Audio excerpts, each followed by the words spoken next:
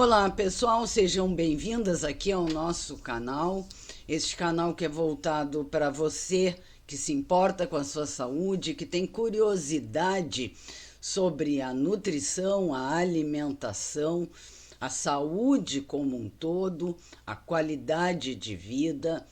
Lembrando sempre, para não fugir à regra, se você não está inscrita ainda aqui no canal, se inscreva. Eu deixo sempre o link abaixo e no final também. Ative o sininho da notificação para receber os vídeos sempre que eles forem postados. Este nosso canal não é para profissional da área da saúde, é para você que é leiga no assunto, que não entende e não tem nenhuma obrigação de entender sobre nutrição, sobre alimentação. E para quem não me conhece, eu me apresento, eu me chamo Ana Paula Carrion, eu sou nutricionista funcional, já lá se vão 35 ou 36 anos, creio que 35 anos. E o meu intuito aqui justamente é responder as dúvidas, as perguntas que vocês me mandam pelas minhas redes sociais e trazendo sempre uma informação fidedigna, uma informação sempre com base na ciência da nutrição. Pois bem, gente, o vídeo de hoje é sobre como podemos vencer a resistência à insulina. E aqui já vamos pensando naquele indivíduo que recebeu o diagnóstico médico de pré-diabetes, né? Ele não precisa ter já o diabetes tipo 2 instalado. Na minha maneira de ver, quando o indivíduo, aí depende muito de profissional para profissional, mas quando o indivíduo já está pré-diabéticos, na minha maneira de ver, é considerado diabetes tipo 2, né? Ainda em evolução, porque o quadro vai se agravar. Então, tudo que eu falar aqui no vídeo de hoje serve também como orientação, como dicas, como informações, porque eu não trago dicas, eu trago informações para você evitar esse quadro ou o agravamento do quadro até um diabetes tipo 2 realmente instalado, ok? Vamos começar o nosso vídeo de hoje. Vamos lá então, gente. Vamos entender por partes. O pâncreas produz a insulina. São as células beta do pâncreas que produzem a insulina. Insulina é um hormônio, vocês sabem. E aí nós temos que considerar também o fígado. Bem, o fígado produz glicose quando é necessário, né? E ela não vem apenas da ingestão, através da ingestão dos alimentos. A glicose entra no corpo principalmente pela alimentação, ok? Pelos carboidratos que são ingeridos, mas o organismo também consegue fabricar glicose quando é necessário, quando há uma demanda maior de energia. E isso mesmo em jejum ou mesmo quando o indivíduo está com dietas muito restritivas em carboidrato. Interessante isso, né? E vejam só, até só um parêntese aqui, até durante o sono, aquele jejum noturno, o fígado continua produzindo glicose, justamente para manter uma glicemia estável e fornecer energia que as células precisam. Principalmente o cérebro, que depende quase que exclusivamente da glicose. Assim como também quem faz jejum intermitente. Já falei sobre jejum intermitente aqui. Durante o jejum intermitente, também continua sendo produzida a glicose.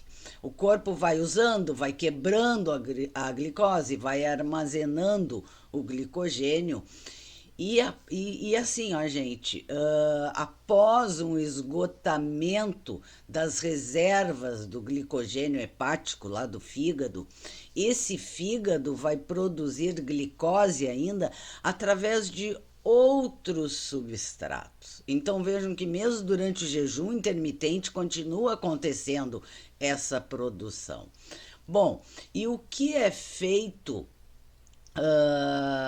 da glicose, é onde ela é armazenada? A glicose, gente, é armazenada na forma de glicogênio, que é a reserva energética.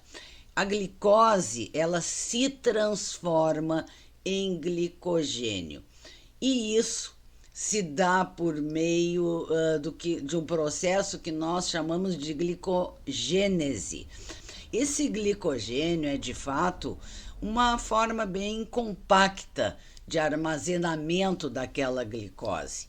Um exemplo bem fácil para vocês entenderem. Pensem assim, numa parede de tijolos, tijolos de energia.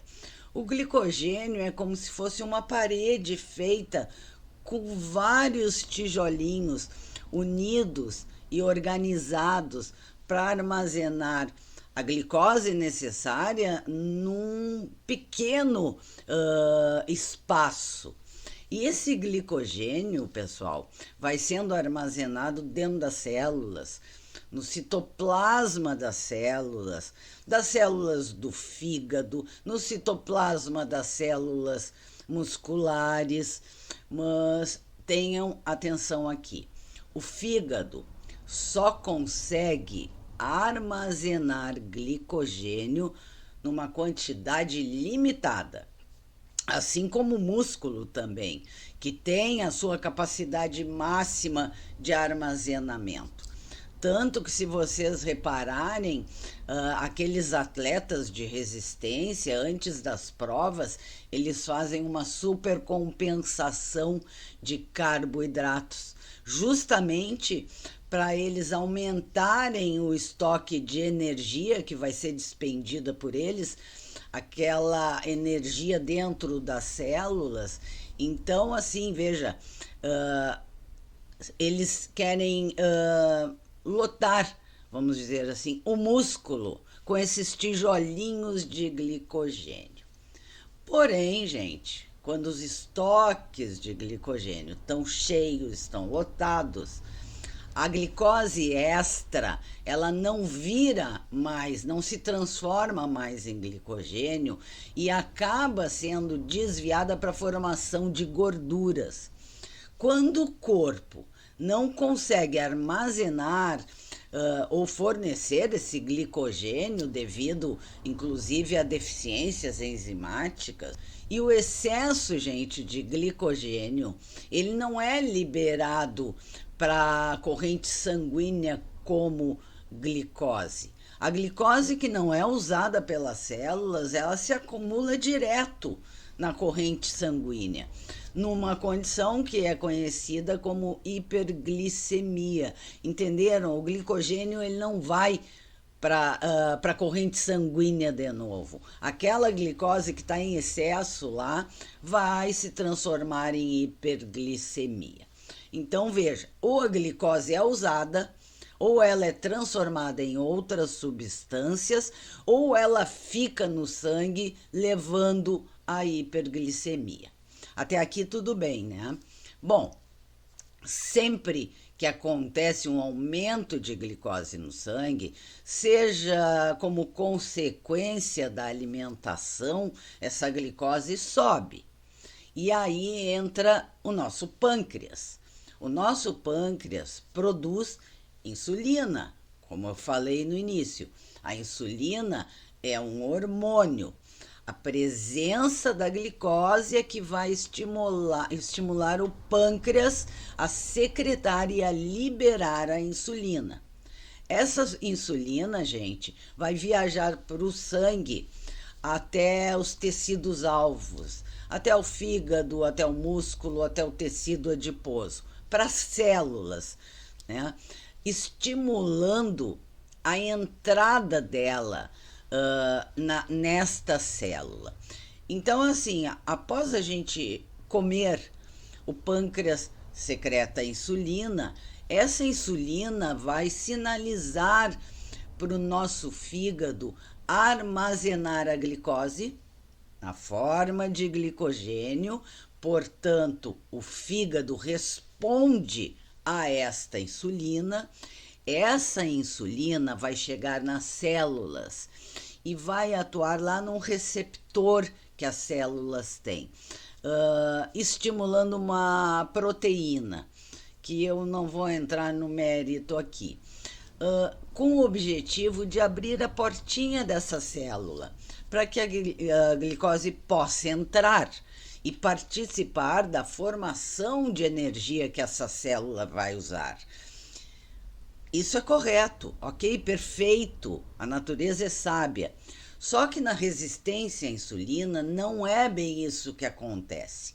O que vai acontecer é que com o aumento de glicose na corrente sanguínea, pelo consumo de alimentos específicos, alimentos açucarados, alimentos, gorduras em excesso, enfim, essa insulina vai chegar lá nas células, perfeito.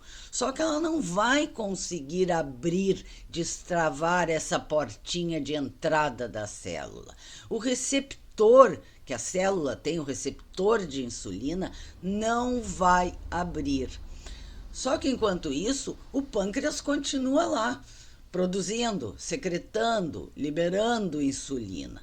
E como a glicose não consegue entrar na célula, a célula não produz energia, e sem a produção de energia, aí começam os problemas, aí começam as patologias. A resistência insulínica. Bem, já que a insulina tem essa função de transportar o açúcar do sangue para as células do corpo, equilibrando a glicemia, isso vai ficar impossível e aí vai acontecer a tal da resistência insulínica, que é uma condição metabólica, desculpa, em que as células do corpo não vão mais responder à presença da insulina, elevando os níveis de açúcar lá no sangue. Esse excesso de insulina, ou seja, a resistência à insulina, vai levar ao desenvolvimento do diabetes tipo 2, das doenças cardiovasculares, da obesidade e inúmeros outros problemas de saúde. Ok, vocês devem estar pensando, tá, ok, Nutri, e agora? Quais são realmente as causas dessa resistência à insulina?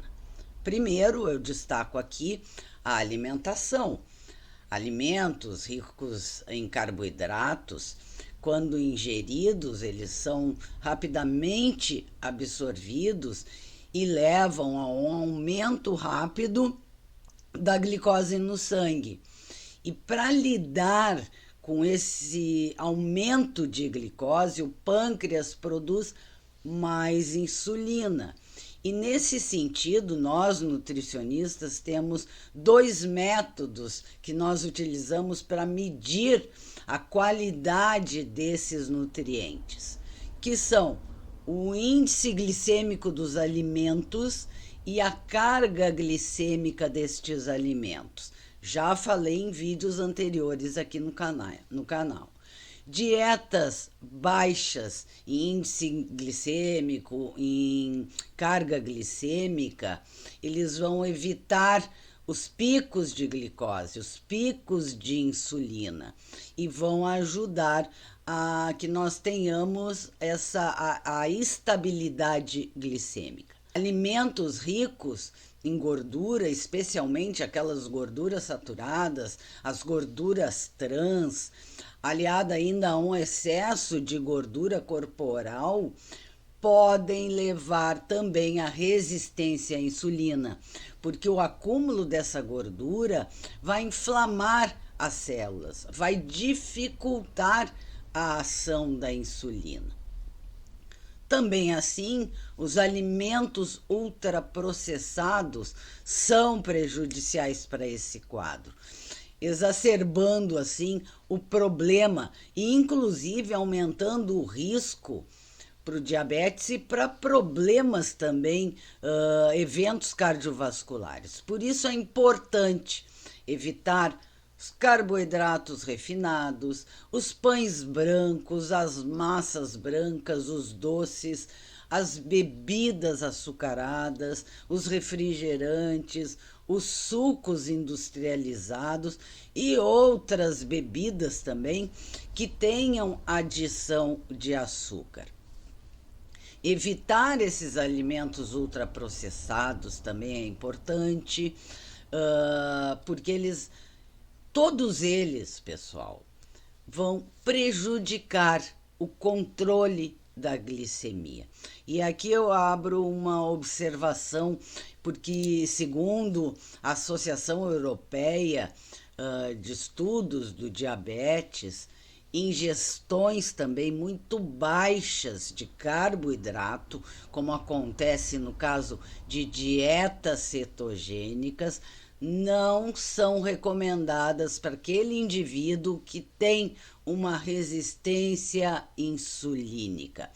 Uma dieta cetogênica é aquela, falei num vídeo também aqui, que envolve um consumo de menos de 10% das calorias provenientes dos carboidratos e mais de 70% de calorias provenientes das gorduras.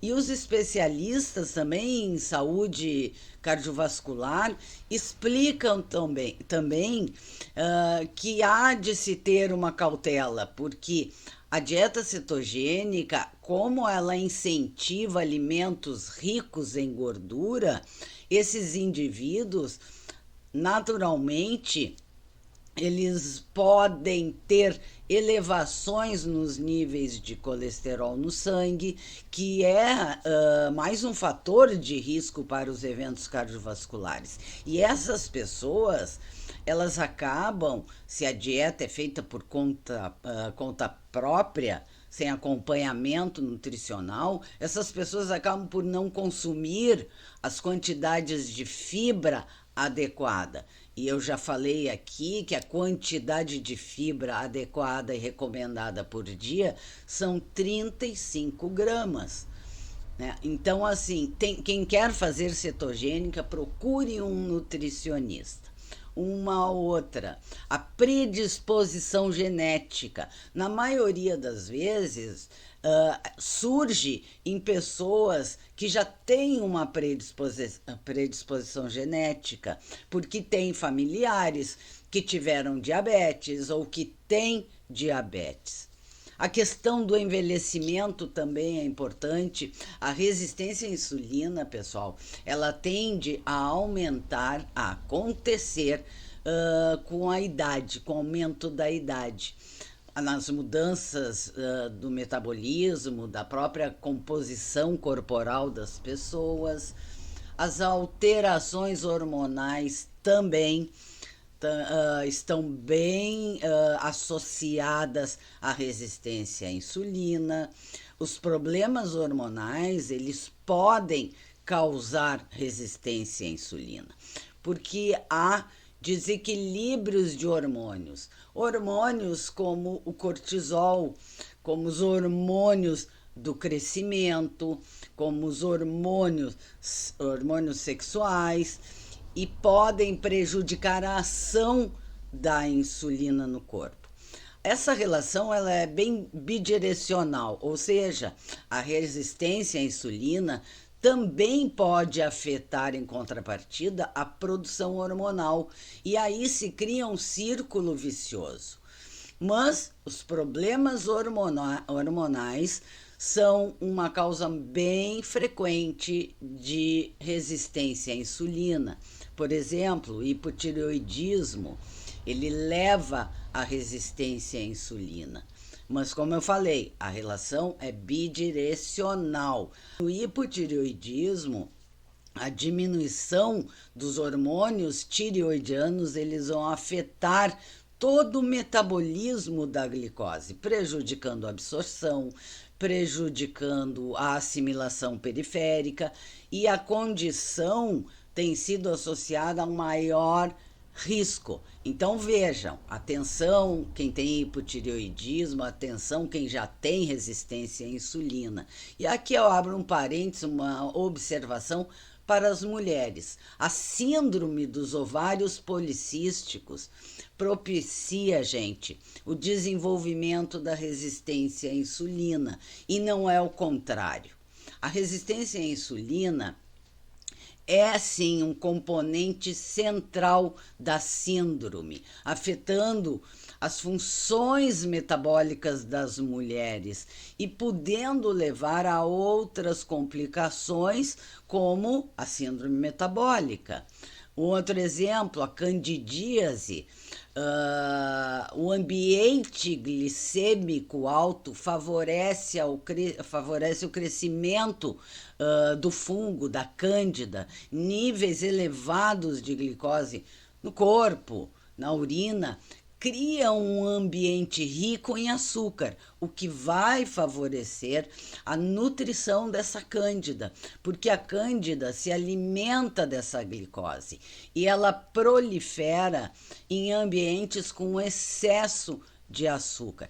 Claro, temos também outros fatores, né? Mas nós aqui estamos falando de resistência à insulina.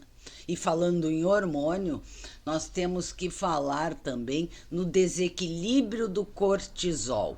O desequilíbrio do cortisol, pessoal, influencia a resistência à insulina, porque aumenta a produção de glicose no fígado e reduz a sensibilidade das células à insulina, o que eleva os níveis de açúcar no sangue, dificultando o controle, especialmente se o indivíduo está passando por um estresse prolongado.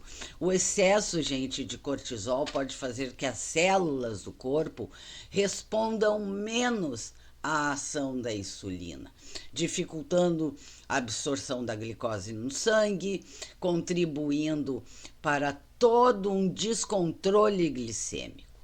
Falando em cortisol, tenho que falar no estresse crônico, não é? Aproveitando o gancho, em situações de estresse crônico, de estresse específico, o cortisol aumenta. E aí nós temos que ver, ele é um hormônio do estresse. E o organismo, gente, pode desenvolver uma resistência à insulina mais acentuada, perpetuando assim um ciclo de desregulação metabólica. Resumindo, o estresse crônico, aquele estresse do dia a dia, mas numa sequência, está diretamente relacionado à resistência à insulina, porque essa exposição prolongada ao cortisol prejudica a capacidade da célula de responder à insulina, ok? Outras causas da resistência à insulina: distúrbios do sono, como, por exemplo, a apneia do sono. Os distúrbios do sono e a resistência à insulina têm uma relação também bidirecional. Por quê? A privação do sono, a má qualidade também do sono, aumenta a resistência à insulina, aumentando assim o risco de diabetes tipo 2. Devido às alterações hormonais e inflamatórias que acontecem. Por outro lado, a hiperglicemia crônica associada, né, à resistência à insulina também interfere na produção da melatonina, que é o que nós precisamos durante o sono. E aí prejudica a qualidade do sono. O sono sem qualidade, pessoal, aumenta a resistência à insulina. Bom, uma outra causa da resistência à insulina, o estilo de vida. E aqui eu me refiro ao sedentarismo, aquela pessoa que passa o dia na frente da TV assistindo Netflix ou fica em casa sem fazer nada, só comendo. E a inatividade física, né, consequentemente, a falta de exercício causa um acúmulo de gordura corporal, especialmente a visceral, promove uma disfunção mitocondrial e reduz a quantidade de transportadores de glicose na membrana das células musculares. A falta de exercício, pessoal, causa uma menor captação de glicose pelas células, aquelas dos nossos músculos. O exercício, ele aumenta a sensibilidade dos receptores de glicose nas células musculares. Temos também os disruptores endócrinos, que são tipos específicos de substâncias químicas tóxicas que interferem com todos os hormônios do corpo. E aqui eu dou um exemplo, bisfenol A, que nós encontramos nas embalagens plásticas onde armazenamos alimentos. Temos outros também encontrados em pastas de dentes, em perfumes, em loções, em cremes, sabonetes.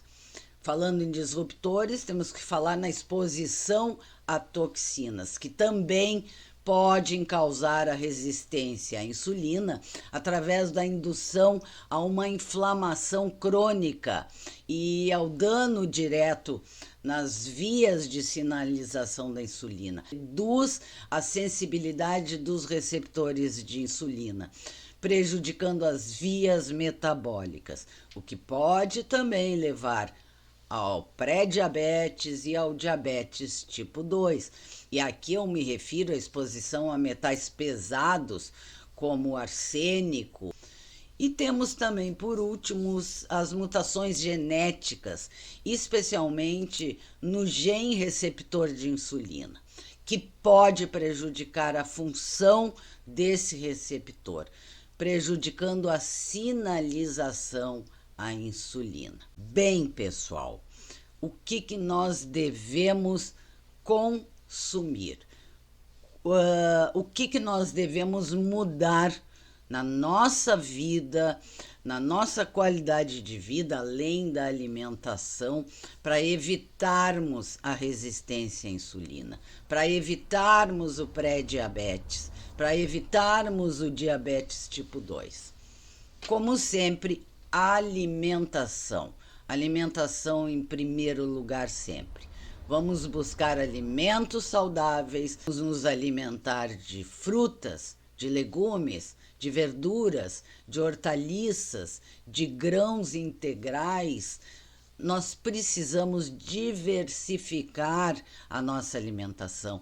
Proteínas de boa qualidade, sejam elas proteínas de origem animal ou vegetal. Não podemos esquecer também de nos mantermos sempre hidratados.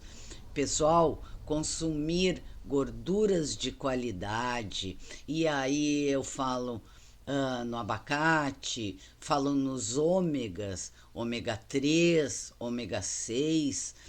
Nós temos uma gama infinita de alimentos que a natureza nos oferece. E nós temos que, pessoal, nós temos que buscar o que é melhor para nós, sabe? Vamos cuidar esse consumo de lácteos, vamos cuidar esse consumo de glúten, são inflamatórios, isso é indiscutível.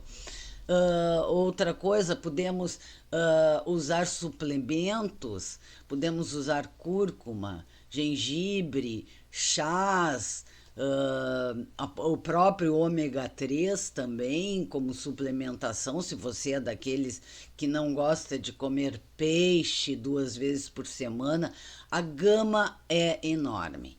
E o nutricionista te orienta, faz todo um plano alimentar bem controlado, bem calculado, com qualidade e quantidade. Outra situação, temos que dormir bem, temos que evitar de dormir tarde. O ideal, assim, pessoal, jantem cedo, durmam ali pelas 10 horas da noite, jantem pelas 7. Atividade física, o exercício, a prática, tem que ser uma prática, pessoal. Não é uma vez na semana ir até a academia. Não! Se esforce, vá 3 vezes na semana se você não consegue ir diariamente, sabe? Mexa-se, deixe de ser sedentário. Cuide também do estresse do dia a dia. Eu sei, todos nós passamos por situações estressantes. Nesse mundo caótico ainda que nós vivemos, o estresse é um amigo constante. Um amigo não, um inimigo constante. Vamos modular o estresse, vamos buscar fazer uma meditação, praticar uma yoga, ler um bom livro, ouvir uma boa música. Temos que mudar. Não adianta, pessoal, você deixar se instalar uma resistência à insulina, uma diabetes tipo 2 e depois correr para o consultório do médico e querer resolver na base do medicamento, na base da metformina. Todos os medicamentos têm efeitos colaterais, pessoal. E outra, aí muitos chegam no consultório do nutricionista, né, com uma hemoglobina glicada lá em cima, com uma insulina lá em cima, com uma glicemia de jejum lá em cima. Pessoal, o nutricionista entende muito de exames laboratoriais. Não se engana o profissional. No próprio exame, só para dar um exemplo, no próprio exame, no resultado do exame de uma hemoglobina glicada, o nutricionista já consegue ver a sua glicemia nos últimos 3 meses anteriores, né? Então, assim, pessoal, não sei da onde o meu colesterol está aumentado, não sei por que o cortisol está aumentado, não sei por que a minha glicose está lá em cima. Tudo tem uma causa e nós temos que atuar na causa. Os medicamentos atuam na doença, nós podemos evitar, nós não devemos esperar a doença se instalar. E aqui eu falo pré-diabetes, como eu falei lá no início do vídeo, pré-diabetes para mim, eu já vejo pré-diabetes como uma porta aberta para o diabetes tipo 2. Então vamos mudar, vamos comer saudável, vamos praticar exercícios físicos, vamos dormir bem, vamos relaxar no final de semana, sabe? Vamos tomar água, até que a água seja um hábito tão natural e deixe de ser aquela obrigação diária, tantos litros que eu preciso por dia. Comece a frequentar feiras orgânicas que normalmente tem nas cidades.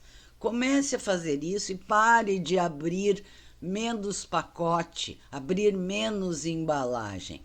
Bem, eu acho que até já serviu aqui como um puxão de orelha, né? Mas o que eu tinha para falar para vocês no vídeo de hoje sobre resistência à insulina é isso. A resistência à insulina, pré-diabetes, diabetes tipo 2, e quanto mais carboidratos, quanto mais açúcar, carboidratos que eu falo que não são de boa, os que não são de boa qualidade, né? Ou os que têm índice glicêmico e carga glicêmica muito alta. Quanto mais você exagerar, quanto mais você insistir nesse consumo, mais rápido os problemas acontecerão. E não adianta depois fazer um jejum intermitente durante uma semana, 15 dias. Não adianta. Não adianta usar metformina, não adianta depois usar simvastatina. Vamos na causa do problema. Vamos na prevenção do problema. Ok, pessoal? Por hoje era isso que eu tinha para dizer. Como sempre, eu agradeço a companhia, a disponibilidade de tempo de vocês e nos veremos num próximo vídeo. Se vocês não estão inscritas aqui no canal, fica o lembrete de novo, fica o link aqui abaixo. Inscreva-se, compartilhe esse vídeo. Obrigada, pessoal, como sempre.